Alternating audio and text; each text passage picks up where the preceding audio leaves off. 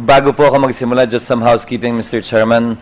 Dahil nasa protective custody ng NBI si Ginoong Sombero, and I understand you already issued a show cause order, may we ask that the subpoena be now addressed to the NBI as well, so that they have the obligation to produce Mr. Sombero, given that he is under their protective custody still. Nagpaalam sa kanilang pupuntang abroad, pinayagan nila, protective custody pa rin nila, obligasyon nila ipresenta sa atin, dagdag sa obligasyon ni Ginoong Sombero na magpakita po siya dito. At kung mabibigaw ang NBI, may pananagutan din po sila sa komite kung sakasakali kung hindi nila ma-produce si Ginoong Sombero sa susunod na pagdinig ng komiteng ito. I so move, Mr. Chair. Thank you. So, the objection?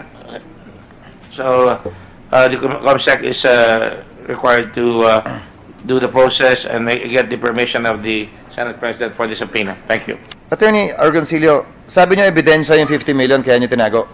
Hindi po ba? Yes, Your Honor. Ba't niyo binigay kay Kalima yung 18? Kasi yun yung confirmation ko na involved po siya dito sa corruption na public official. Ano kanyo? Kasi yung pumasok ho siya nung December 1, hindi pa ho siya nagsasalita. Ang sabi niya gusto niyang tumulong. December 2, pumunta ho siya kay Attorney Robles. Ganun din ho yung sinabi niya. Gusto niya makatulong. December 4, ganun din ho yung sinabi niya. And then, nung December 8 lang ho, nung nagkaroon ng confrontation, bigla niya ho akong tinawagan. Mag-usap nga tayo, Teka po. sir. Bilang abogado, sabi niyo, inintay niyo na hanggang madaling araw dahil inintay niyo si Jack Lam mag-appear.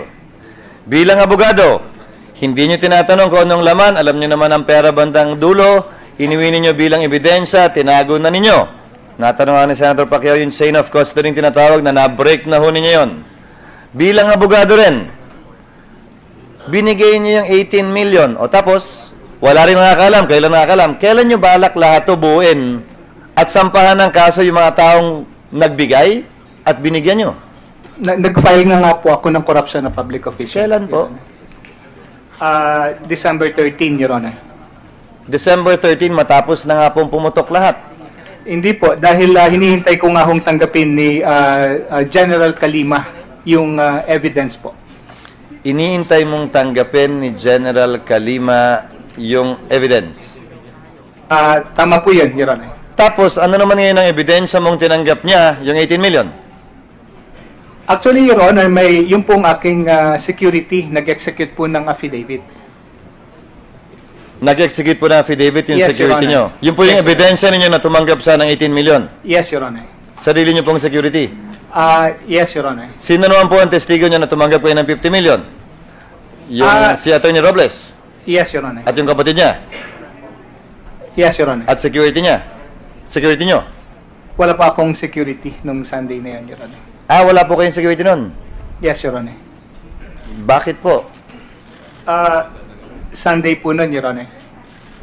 Pero lumampas po kayo ng madaling araw, hindi ba delikado yun? Wala pa akong security. May dala pang pera, doon pa walang security? Hindi ko nga ho ine-expect, Your Honor, na magbibigay ng magto-turn over po ito si Sombero, Your Honor. Honestly, Your Honor, hindi ko talaga ine-expect ito, Your Honor. One last point, Mr. Chairman. Sorry for belaboring the point. Just to make a manifestation. Attorney Agoncillo,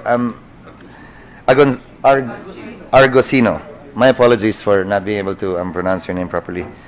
Sa totoo lang po, naghintay kayo hanggang madaling araw. Hindi nyo alam kung anong hinihintay ninyo. Your Honor, kaya po kami... Kakausapin nyo si Wally Sombero sa hotel. It's not a question really, but just a manifestation. Kakausapin nyo si Ginoong Sombero sa hotel hanggang madaling araw. Ihintayin nyo ng napakatagal. Nabasa ko yung affidavit ni attorney ni Ginoong Sombero. Tanungin ko rin po kayo ng diretso. Sabi niya nang hingi kayo, under oath. Sabi niya nang hingi kayo ng pera, under oath. Nanghingi ba kayo ng pera sa kanya at any point in time that you were meeting? Whether at City of Dreams, whether at Shangri-La, whether at Crown Plaza, at any point, nanghingi po ba kayo ng pera sa kanya? Hindi po, Your Honor. Si Attorney Robles, nanghingi ba ng pera sa kanya? Hindi po, Your Honor. And Your Honor, if I may, 2 a.m. po, nakipag-meeting sa amin si Sumbero. Mabuti nga ho na nandiyan po yung CCTV. Paki-check na lang po, Your Honor. Kasi nga ho, nag-usap ho kami between 9 to 11 tungkol ang dami hong problema sa Fontana. Nandyan ho yung mga issues na ano ba, yung inquest proceedings po yan, Your Honor, kasi hindi ho maliit yung kaso na pinag-aaralan namin. So yun po yung reason, kaya ho hindi ho kami nagmamadali na i-meet siya.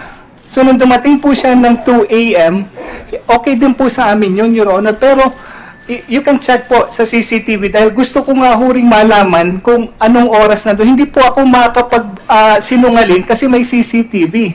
And then, at around 4:30 po ng umaga, i-check niyo mabuti. Nung dinala po niya yung 2 bags, that was the first time na sinabi niya sa akin, sir, meron ditong 2 bags, 10 million each.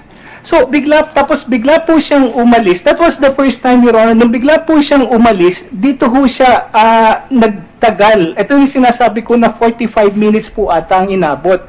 Pagbalik ho niya, may dalawa na ho siyang 3 bags. And then, tumayo ho ako. Actually, kinuha ko na nga ho yung bill. Kasi nga gusto ko nang umuwi ho. Wala ho kaming pinag-uusapan na pera.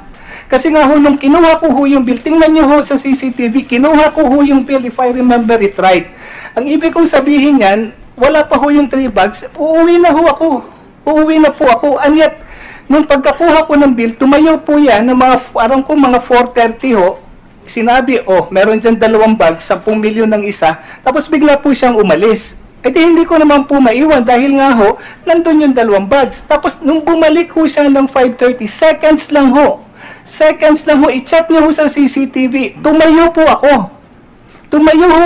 Dahil nga sabi ko yan, hindi na namin kailangan yan. And then anong sabi ni Sumbero? Hindi, sir, dalhin nyo lang, hawakan nyo lang ito. Ito po yung nangyari. Kaya nga ho,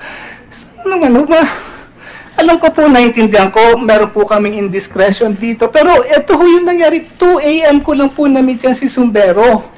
And then, pagdating ho ng 4:30, kinukuha ko na ho yung bill. I-check nyo po doon sa CCTV. Pinayaran ko na ho, wala pa yung 2 bags. Pauwi na ho ako.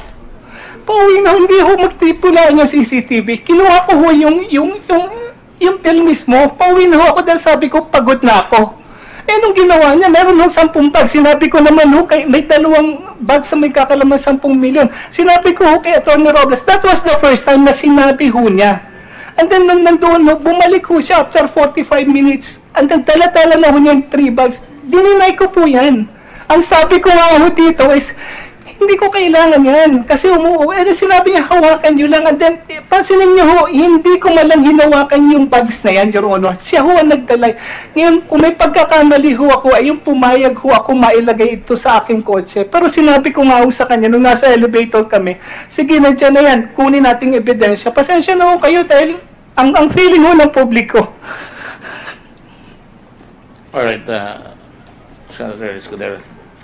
Just a manifestation. Yeah, please go ahead. Just a manifestation, Mr. Chair. This is a corruption of public official, Your Honor. Walang nagpa-file kay Chuck Tam. For the first time, Your Honor, Can the page please give him a glass of water, please? Senator Escudero, can you make your Request for manifestation? suspension. Sana naman po, Your Honor, pakinggan niyo naman yung ginagawa namin. Ayan na po yung CCTV. Ayan na ho kung paano ang nangyari. Pero not once po ako humingi ng pera. Pasensya na po kayo. It's okay, Attorney. I got carried away. Argosino. Your Honor, this is a corruption of public official. Wala pong nagpa-file kay Jack Lam ng corruption of public official. Bakit po? Sino sa previous administration na nag-file ng kaso kay Jack Lam? Dahil kung meron man mga anomalies, itinatanggap nila. Kami final namin, binalik namin yung whatever evidence that we have. Sana naman huwag naman yung ganitong pinapakita sa public na guilty na kami. Pasensya na po kayo at I got carried away. I understand where I'm you're coming sorry, from, Attorney Argosino. Mr. Chairman, just one last point. May we request the complete CCTV that he was mentioning a while ago. Yung complete, kasi may mga fast forward kanina, napansin ko. Para makita lang natin at ma-confirm yung sinasabi ni po niya kanina. To be fair to Attorney Argosino. No, we have been more than fair. They came in at 9. I think you may not be aware of it. They came in at 9 in the evening. And they came in at the invitation of this guy, and they stayed there until 5 o'clock. That's more than sufficient time. I mean, One last point, Mr. Chair. Go ahead. May I know if Attorney Argosino has an affidavit submitted to the committee already because it wasn't given to me earlier? well, we were, Complaint affidavit ayun. to the Ombudsman. Yun po ang sinabi niya, Attorney Argosino? Yes, Your Honor. Thank you, Mr. Chair. Just some queries from PAGCOR, Mr. Chairman. Director Arnel, just a few questions. Can you submit to this committee the legal basis based on your legal counsel's findings of PAGCOR's authority to so issue licenses to online gaming? Previous administrations have tried that. Previous administrations did not do that. All of a sudden, PAGCOR has a legal basis under this new administration. May I see, may I find out, and can you submit to the committee the antecedent facts, ano yung legal basis, ano yung legal research nyo, kung bakit nyo nasabi na yung online gaming ay nasa ilalim ng PAGCOR. You have to understand, Your Honor. Ang PAGCOR charter, ginawa po yan bago pa na-invento ang internet. Mulat-mula territorial ang PAGCOR. Hindi po siya kasama ang online. Kaya nga po napasok yan sa charter ng SESA at APECO dahil nakita po nilang butas yan. At sa nagdaang dalawang administrasyon ni Pangulong Arroyo, ni Pangulong Aquino, tinangka at sinubukan din nilang gawin at hanapan ng basya na i-control ng PAGCOR yan pero walang nakita. Baka may nakita ko kayo hindi nila nakita, nais ko rin malaman. Pangalawa po, nabanggit ninyo nagbigay kayo ng 25 tapos naging 35 lisensya sa online, hindi po ba? 35 licenses for 6 months and then 26 now are operating, Your Honor. Is it not true that you have sub-licenses as well? You have 35 licenses and how many sub-licenses? Regarding this, Attorney Trias will answer the question. For the record, there are approximately 200 online players, either in CESA, APECO, or wherever. So you have 35 licenses issued. How many sub-licenses, sir? Actually, sir, under our regulations, we have classified operators, and then we have also a classification for service providers. So we have 35 licensed operators, and for now we have 83 service providers, Your Honor. Sir, I know how the game is played. Is it not true that you initially issued 25 licenses? Is that correct? Yes, Your Honor. And then you expanded it to 35 licenses, is that correct? Yes, Your Honor. And then you expanded it for each of the 35 to have 10 sub-licenses each. That's the agreed limit, Your Honor. But Agreed, for but- now, they do not have it. Ang sinasabi ko None lang- of them have 10. Sinimulan nyo, 25 lang ang pwede. Ginawa nyo, 35 na ang pwede. Tapos pinayagan na naman ninyo, 10 kada sa ilalim ng isa ang pwede. Your Honor, from the very beginning, yun na po yung setup na talagang ang licensee can have service providers under them. Can you submit to me, sir, please, the regulations issued by PAGCOR, and if there is any corresponding resolution of the board insofar as this is concerned, and the IRR you issued on online? Sabit na lang po. Yes, Your Honor. Salamat po. Magkano po ang bayad ng kada online operator? Magkano po ang bayad ng licensee? Magkano po ang bayad ng sub-licensee? The application fee for an applicant for a license is, if he's applying for an e-casino, is $50,000 US. If he's applying for sports betting only, it's $40,000 US. Once the application is approved, then an e-casino applicant is required to pay a license fee of $200,000 US, while a licensed sports betting applicant will pay $150,000 US, Your Honor. Yan po yung may resibo. Yes, Your Honor. You're familiar, of course, of a pending case filed also before the Supreme Court, I believe, questioning the authority of PAGCOR, which is pending up to now. Yes, sir. Pag nagdesisyon po ang korte na bawal, halimbawa, balik lahat yan? We will defer to the decision of the Supreme Court if they order us to return all So the fees. money is intact? Yes, Your Honor. Except for of course, the processing fees, then legally it's already used up because we already processed their application. Magkano po yung processing fee? That's the $50,000 and $40,000 US, Your Honor. So $90,000 or approximately 5 million, goodbye na yan. Yes, if they apply for both licenses, Your Honor. For- If they apply for both. Yes. Can you also submit to me, Your Honor, the copy of the contract between CESA and PAGCOR and what the status of that contract is as of now, because that was never implemented. Yes, It was Your Honor. signed but not implemented. Yes. May I find out how the board disposed of that contract? And I don't know if there's a similar contract with the PECO. Kindly just furnish us to. Yes, Your Honor, will do. Mr. Chairman, Acting Chairman, may I request that in the next meeting, because I have pertinent questions to ask, that the chairperson of PAGCOR be present to answer questions on this matter whenever that next hearing will be scheduled for the proper disposition of the chair, Mr. Acting Chairman. So noted. Salamat po. Ilan tanong lamang po kay Ginoong Kalima. Sir, napakinggan ko kayo sa hearing noong nakaraan. Sabi po ninyo, nanghingi kayo, naglaro kayo na parang close kayo at magkaibigan kayo, pinapapasok nyo ang dalawang commissioners para makakuha kayo ng ebidensya dahil ang nakita lamang CCTV ay bag. Tama po ba yan? Yes, Your Honor. Kita po sa CCTV, pera eh. Ang pinanood ho natin sabay-sabay eh. Pera nilagay sa bag, parehong bag, dala, bit-bit, dinala. Hindi pa po ba sapat yan? Yung una po kasi nalobas, Your Honor, is only yung ipinakita na bit-bit lang po nila yung bag, Your Honor. Hindi yung kumpleto na video, Your Honor. Hindi ho kompleto yung binigay sa inyo ni Ginoong Sombero? In fact po, yung nakita lang po namin, yung inilabas sa isang TV, Your Honor, na yung bag lang na bit-bit nila. May I ask Mr. Tulfo, sir? Good afternoon. Sir, nakita niyo ba yung buong version ng video na pera nilalagay dun sa bag? O yung portion lamang na bag na lamang na walang pera? Ngayon lang po. Ngayon lang din po. Yung version, ngayon lang po, ngayon lang dito sa Senate. Yung paglagay ng pera sa bag? Hindi, ngayon lang pinakita dito eh. Ngayon nyo lang po nakita yung video Ngayon talaga? lang po. Ano, ang basihan nyo lamang po yung kwento ni Ginoong Wally? Yes. Ni Ginoong Sombero? Yes, Your Honor. At what time and at what date did you see the video, Mr. General Kalima, sir? Yung incomplete? Yung The first one. yung incomplete po, nabasa ko na lang po sa dyaryo at lumabas din sa TV noon, na yung sa evening news. Ano po yung video yung pinapakita nyo sa kanila? Sa dalawang immigration commissioner? O tinatakot nyo lang kung sila?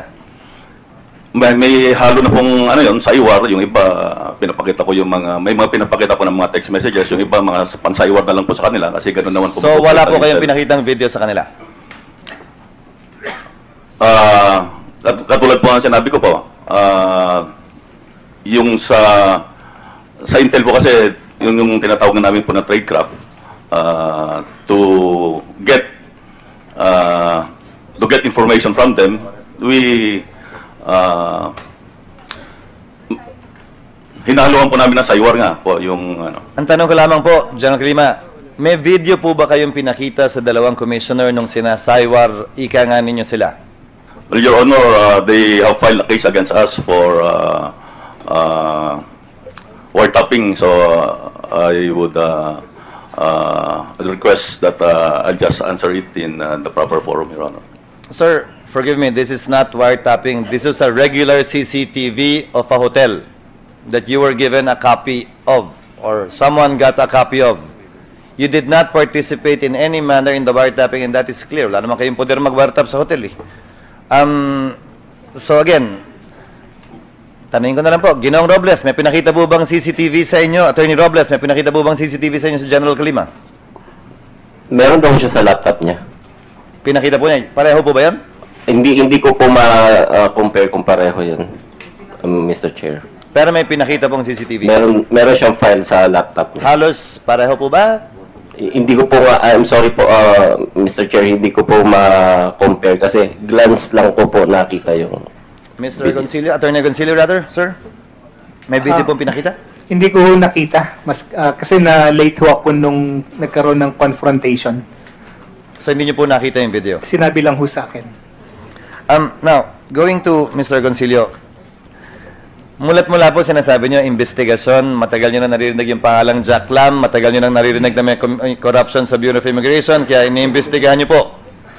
Nasa trabaho niyo po ba mag-imbestiga bilang assistant or associate commissioner ng BID?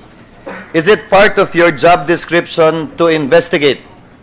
Your Honor, yun ho kasing violation ng anti-human trafficking. Yes or no, sir? Is it part of your job description as associate commissioner sitting in the board of the Bureau of Immigration to investigate and to actually dirty your hands and actually talk to a potential criminal or putative criminal and actually go through this whole process, parang James Bond. Not in that context, Your Honor, but in the context of any person interest was personal knowledge of violation of anti-human trafficking, Your Honor. Nasa batas po yun. And then, ang sa akin ho is if I were a deputy commissioner who have personal knowledge na meron hong mga hiring of minors, meron hong mga hiring of illegal aliens, so with more, Your Honor, that Sir, I can investigate. Sir, again nasa job description po ba ninyo o wala? Ang sinasabi nyo, bilang mamamayan na may alam kayong krimen na ginagawa, sige, bibigay ko sa inyo yan. But as associate commissioner, nasa job description po ba ninyo? Siyempre, abogado po kayo, hindi ba? Binasa nyo naman siguro yung trabaho nyo nung in-appoint kayo. In fact, nag-a-apply po kayo, narekomenda kayo ni Secretary Aguirre para pumalit kay Commissioner Morente. Siguro naman alam nyo dapat yung trabaho ng isang associate commissioner. Simple yung tanong ko, nasa job description ba po nyo sa ilalim ng batas ang mag-imbestiga? Hindi ba kaya may mga polis kayo, may General Kalima kayo at kung sino-sino pa? Is it part of your job or not? I believe I have, Your Honor, under anti-human trafficking law. Under Anti-human trafficking law, Your Honor. under the human trafficking law, you're authorized and obliged to investigate? Yes, Your Honor. Asan po yung batas? Pakisabit po sa amin, sayang yung oras ko eh. Attorney Robles, are you authorized to investigate as well? Mr. Base Chair, sa basa nyo rin sa anti-trafficking? I would like to according clarify that I was just assisting Attorney Argusino in his investigation. in his investigation. So you think it's also part of your job to investigate? Well, according to him, Your Honor, No. According to you, sir. Do you think it's part of the job of an associate commissioner to actually investigate? Magpaka-James Bond kayo at mag-imbestiga mismo. Kayo yung papasok dun sa lungga ng kalaban, kayo yung kukuha ng ebidensya, kayo yung makikipag-usap dun sa masamang tao.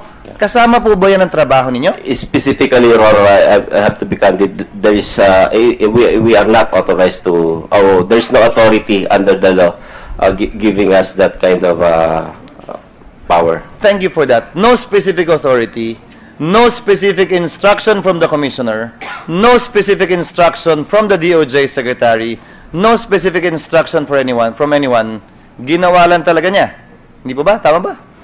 Yes, during that time, we discussed that matter, Mr. Chair. Tinanong ko po, ano bang inimbestigahan mo? Yung kapatid niyo po ba, ano po bang trabaho? Seaman po, Mr. Chair. Sumasama po ba siya sa inyo sa mga lakad yun talaga o nagkataon lang? Yun lang po isang lakad na niyan na kasi wala po ako driver that time dahil Saturday po yun. Nung gabi po na yun, actually papaalis na rin nga po siya kasi pasakay na rin siya ng barko. A few days after, umalis na rin nga po siya. So siya po ang nag-drive sa inyo at tigabit-bit? Hindi po. Sinamahan niya lang po ako. Ako po ang nag-drive. Akala ko po ba wala kayong driver kaya sinama niyo po siya? Hindi ba? Ang akin pong driver is driver bodyguard, Mr. Chair. Siya na rin po yung sa security ko. Ayun naman pong kapatid ko, sinamahan niya po ako. Ayaw ko rin nga po siya isama nung time na yun. Kaya pumilit siya na wag akong, kasi kapitbahay ko lang po siya, na wag po akong umalis na mag-isa. Sir, I'll ask you direct questions and please forgive me for these direct questions because again, as Senator Gordon said, I think you were an unwilling accomplice in this whole thing, but let me ask you direct questions.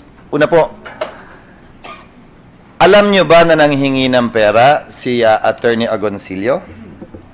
Attorney Argusino po? Agoncillo? Hindi po, Mr. Chair. May narinig po ba kayong nanghingi siya ng pera? Wala po, Mrs. Chair. At all? At all, wala po. Hanggang nang tumanggap ka ng pera, wala ka pa ring alam o narinig? Wala po, Mr. Chair. So, hindi ka kasabwat o kakumplot sa kung ano man na ginawa o ginagawa ni Attorney Agoncillo? Sa kanya mga transactions, Mr. Chair, and doon sa sinasabi niya investigation, hindi po ako participant, Mr. Chair. At naniniwala ka kay Attorney Agoncillo na investigasyon lang yon at wala itong panghingi, panghuthot, pang-shakedown na ginawa kay Jack Lam o kanino pa man? Kagaya po na nasabi ko, wala po akong alam kung nanghingi siya o nanghingi siya ng pera kay Jack Lam. At kung naniniwala po ako sa investigation, I have asked him, Mr. Chair, at tinanong ko po siya, ano ba iniimbestigahan mo? And according to him, he was inquiring about the possible violations of anti-human trafficking because there are several minors. Last question, Mr. Chair.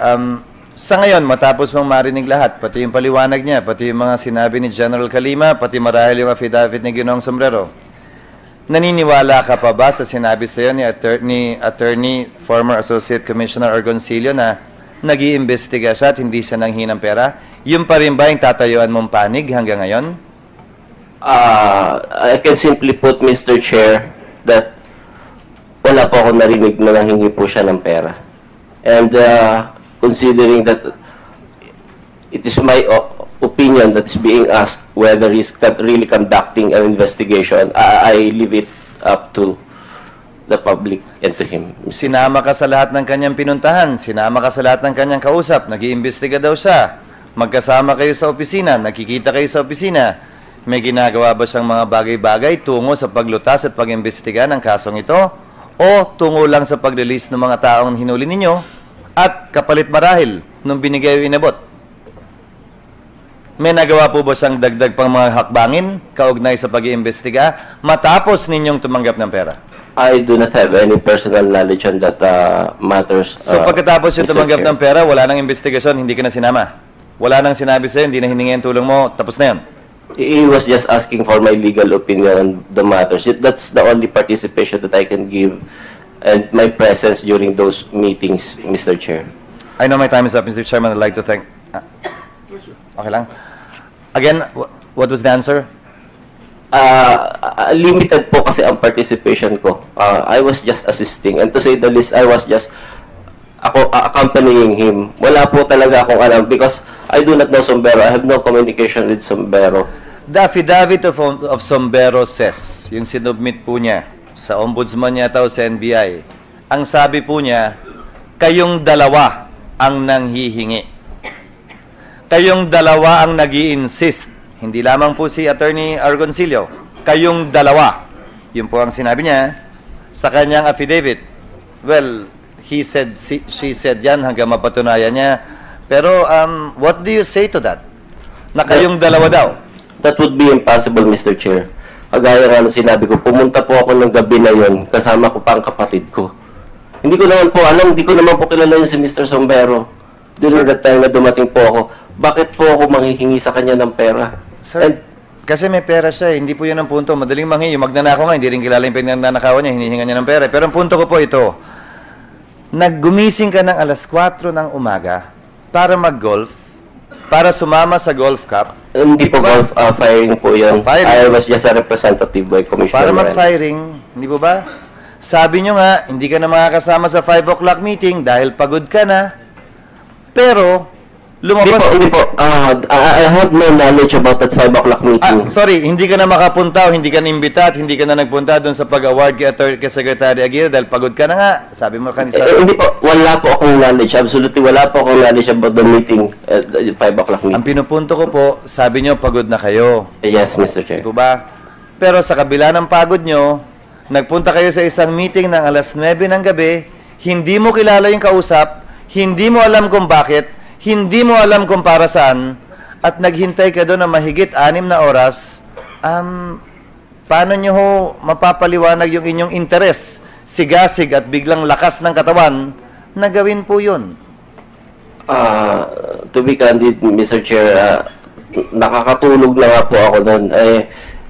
That could be an error in judgment, Your Honor, kasamahan at manatili sa mga ganong oras kasama si Atty. Argusino, Mr. Chair. But my intention was really samahan lang siya dahil hindi mahihiya naman po akong iwanan ng gabi na yun. What could have prompted you to do that? Give me a break.